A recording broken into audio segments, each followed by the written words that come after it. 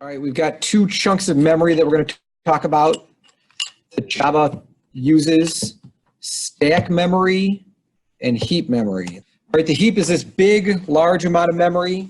When you instantiate an object, all the information about that object goes in the heap.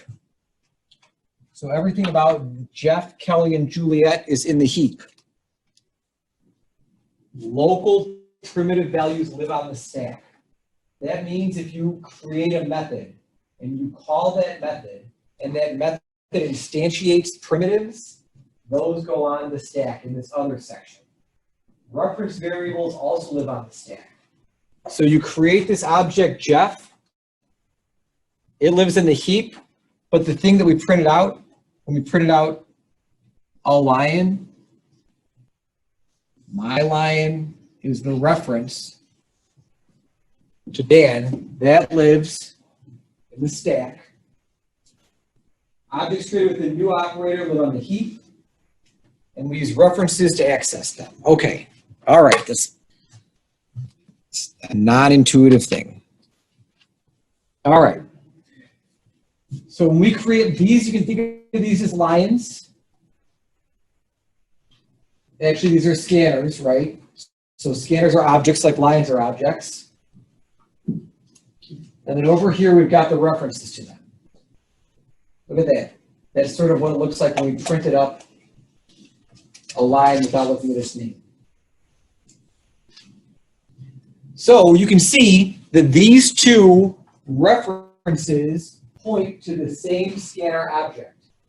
Scanner 2 and my scanner, they both point to the same object. So if you call scanner 2, let's say you could update the name, scanner2.set or set age, right? Let's say that there was an age on scanner you set. Scanner2.set age.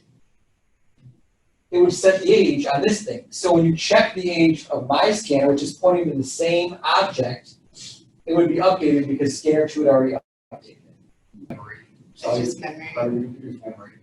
Okay. There are two sections. There's the heap and there's the stack. There's limited space in the stack memory. So you only put things where you don't have to store a lot.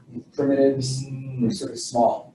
But a lion could have 85 properties on it. So every lion you make is going to take up a lot more memory than just like a primitive number or a memory location. So this tells Java where to go to get all the information about a lion. It's like a map.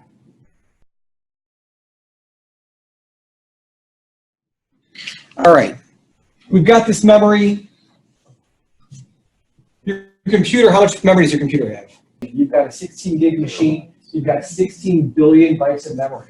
When Java starts up, you tell Java how much memory it can have because you've got other stuff you need running on there, right, to keep track of, or just other things your computer is doing. So you say, Java, here, you can have 1 million bytes of memory, okay?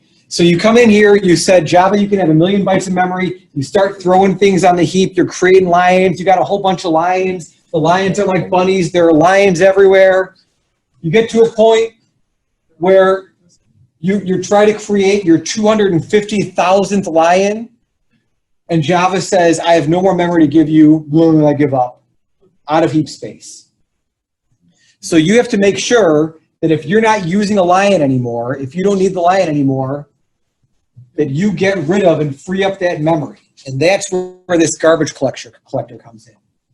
So if you're using things in your program, Java keeps track of them in the heap. So when you remove the last reference to an object, that's when that object becomes eligible for garbage collection. And garbage collection means Java goes through and it takes the memory that you're not using anymore and it makes it available to the program again. So if you've got all of these lines running around, but then you lose track of them and you stop paying any attention to them, you get rid of all the arrows to them, that's what that means. The garbage collector comes through and takes back that memory and you can create more lines. So Java's managing its memory itself. Now this is way better than in the olden days in C and C++. What you would have to do is you would allocate this memory, you'd create a new lion object that you implemented in C and C++. Well, if it's an object, it would be in C++. No one cares, okay? So you create a line object in C++. When you're done with it, you had to go and say, I'm done with this now, you can take the memory back. You had to explicitly remember every time to give the memory back so you can use it again. Java doesn't make you do that. Java says, if there's no way you could use this anymore, I'm gonna let you use the memory again. Everyone wants to have control over the garbage collector, but you don't.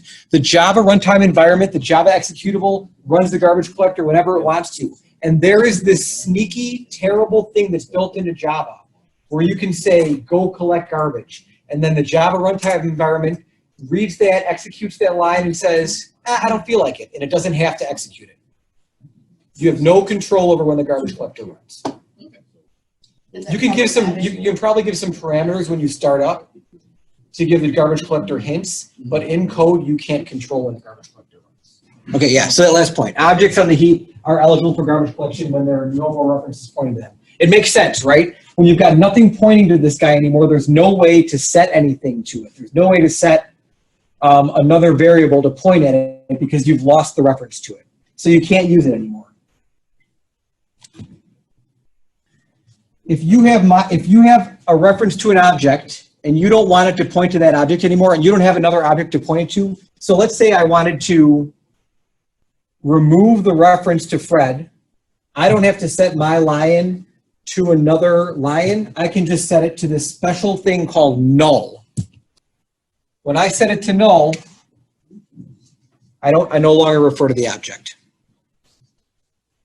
Null is like a nothing. It's an empty, it's a vacuum.